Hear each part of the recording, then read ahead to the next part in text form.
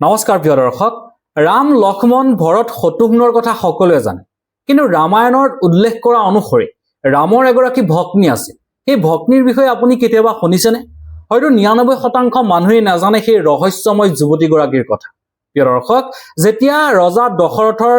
ৰাজ্যত খৰাং আৰু শুকান পৰিৱেশ আছে সেই সময়তে সেইগৰাকী ৰহস্যময় কন্যাই জন্ম লৈছিল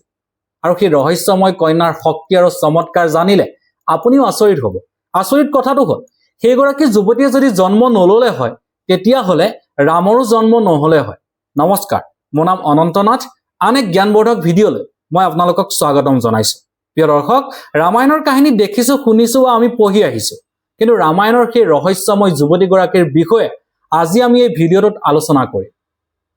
সকলোৱে জানে ৰজা দশৰথে অযোধ্যাত ৬০,০০০ বছৰ ৰাজত্ব কৰিছিল কিন্তু সেই ৬০,০০০ বছৰ ৰাজত্ব কৰাৰ সময়তো ৰজা দশৰথৰ কোনো সন্তান নাছিল আৰু সেই সময়ত ১২ বছৰ দিন ধৰি অযোধ্যাত খৰাং হৈছিল বৰষুণ হোৱা নাছিল খাল বিলবোৰ শুকাই গৈছিল শস্য মৎস্য সকলো নষ্ট হৈছিল আৰু তেতিয়া প্ৰজাসকলৰ মাজত হাহাকাৰ সৃষ্টি হৈছিল কিন্তু সেই সময়তে অযোধ্যাত এগৰাকী সেই ৰহস্যময় কন্যাই জন্ম লৈছিল যাক আমি ৰামৰ ভগ্নী বুলি জানো আৰু সেই ৰহস্যময় যুৱতীগৰাকীৰ নাম আছিল শান্তা যি শান্তি যাৰ নামত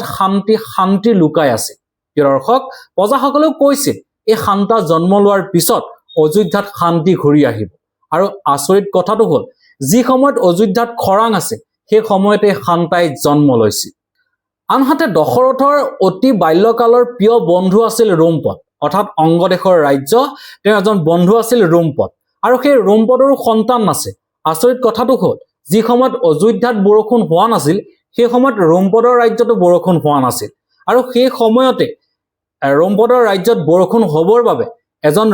মহান ঋষিৰ ভৱিষ্যতবাণী আছিল আৰু সেই ভৱিষ্যতবাণী অনুসৰি ৰজা দশৰথৰ কন্যাক ৰোমপদৰ ৰাজ্যলৈ নিব লাগিব তেতিয়াহে ৰোমপদৰ ৰাজ্য আৰু অযোধ্যাত সমানে বৰষুণ হ'ব প্ৰিয় দৰ্শক এতিয়াই আৰম্ভ হৈছিল আচল কাহিনী এদিন মহামুনি কাশ্যপে দশৰথক ক'লে হে ৰাজন আপোনাৰ কন্যা শান্তা সাধাৰণ ছোৱালী নহয় যদি তেওঁ অংগদেশলৈ যায় তেন্তে দুইখন ৰাজ্যতে সমানে বৰষুণ হ'ব ই হৈছে দেৱতাৰ বাণী প্ৰিয় দৰ্শক ভাবকচোন এগৰাকী যুৱতী আৰু যিগৰাকী যুৱতী ইমান দিনৰ মূৰত এজন ৰজাৰ ঘৰত জন্ম হৈছে আৰু সেই যুৱতীগৰাকী এতিয়া ৰজা দশৰথে অংগদেশৰ ৰাজ্য ৰোমপদৰ হাতত তুলি দিবলৈ ওলাইছে কেনে আচৰিত কথা কেনে ৰহস্যময় কথা আৰু সেই যুৱতীগৰাকীৰ ৰহস্যময় শক্তি সেই সময়ত হয়তো ৰজা দশৰথে জনা নাছিল প্ৰিয় দৰ্শক এতিয়া আৰু কাহিনী অধিক ৰহস্যৰ মাজলৈ সোমাই যাব গৈছে সেই সময়ত ৰজা দশৰথে হাঁহি মুখে নিজ কন্যা শান্তাক ৰোমপদৰ হাতত তুলি দিলে আৰু ৰোমপদেও নিজৰ কন্যা হিচাপে শান্তাক তুলি তাগিল ডাঙৰ দীঘল কৰিলে আৰু আচৰিত কথাটো হ'ল শান্তাই অংগদেশত ভৰি দিয়াৰ লগে লগেই অশান্তি দূৰ হ'ল আকাশ কোলা হৈ আহিল ১২ বছৰৰ মূৰত প্ৰথমবাৰ বৰষুণ হ'ল দুইখন ৰাজ্যত প্ৰথমে প্ৰজাসকলে ক'লে এয়া শান্তাৰ মহিমা ৰোমপদৰ ৰাজ্যতে এতিয়া শান্তা ডাঙৰ দীঘল হৈছে অৰ্থাৎ শান্তাৰ ৰূপে গুণে অতি সুন্দৰী আছিল এতিয়া আহিল আচল আৰু প্ৰথম টুইষ্টৰ কাহিনী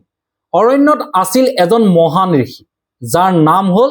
ভিবান্দক মুনি তেওঁৰ এগৰাকী পুত্ৰ আছে যিগৰাকী পুত্ৰৰ নাম হ'ল ঋষিসিংহৰ জন্মৰে পৰা তেওঁ অৰণ্যৰ বাহিৰলৈ ওলাই অহা নাছিল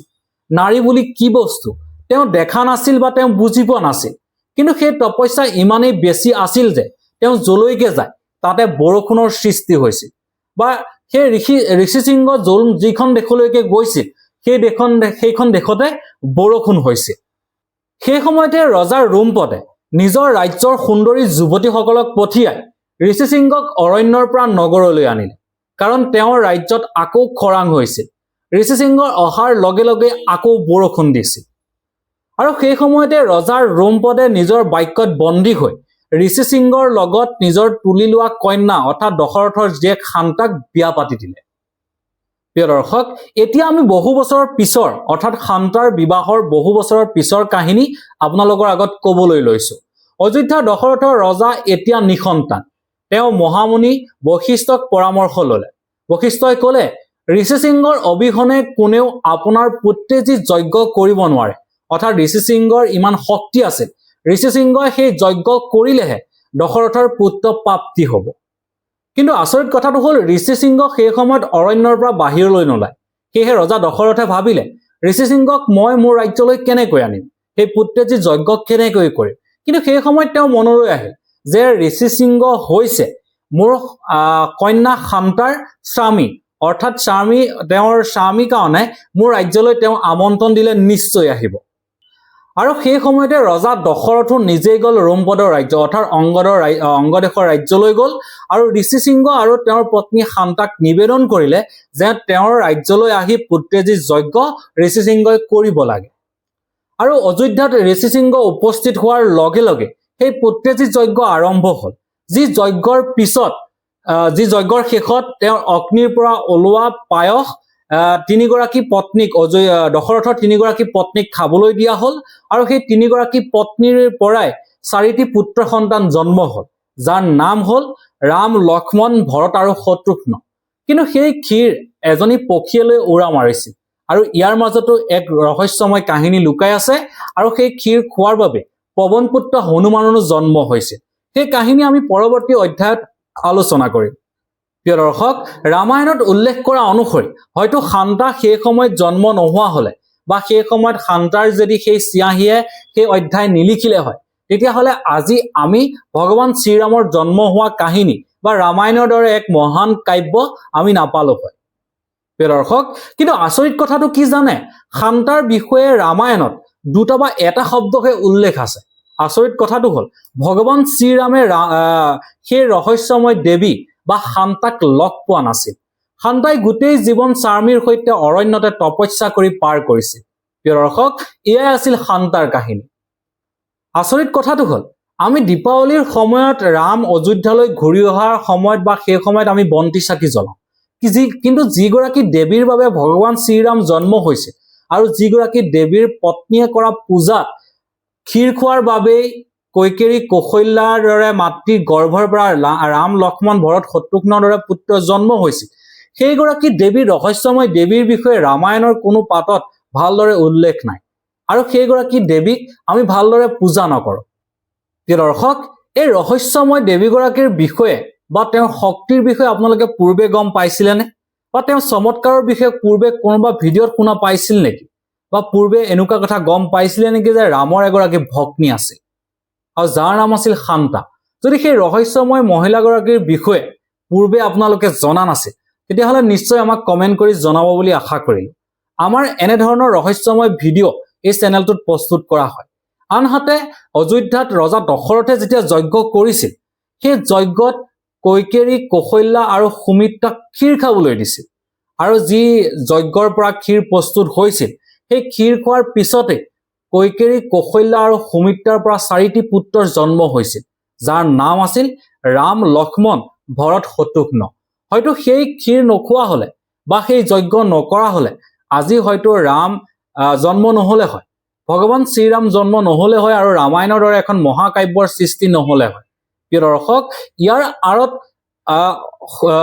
শান্তিৰ ৰহস্য বহুত লুকাই আছে আৰু সেই যি চিয়াহী শান্তিয়ে নিজৰ জীৱনৰ দৰে এক গভীৰ ৰহস্য লুকাই আছে আৰু যি লিখনিত অযোধ্যা আৰু ৰোমপদৰ দৰে ৰাজ্যত শান্তি বিলাইছিল শান্তাই। আৰু সেই শান্তাৰ বিষয়ে আমি আৰু এটা নেক্সট ভিডিঅ' প্ৰস্তুত কৰিম। শান্তা বৰ্তমান কি হৈছে বা শান্তা সেই পূজাৰ পাছত শান্তা কলৈ গ'ল, ভগৱান শ্ৰীৰামে শান্তাক কেতিয়াবা লগ পাইছিলেনে, ইয়াৰ বিষয়ে আলোচনা কৰিম। কিন্তু সেই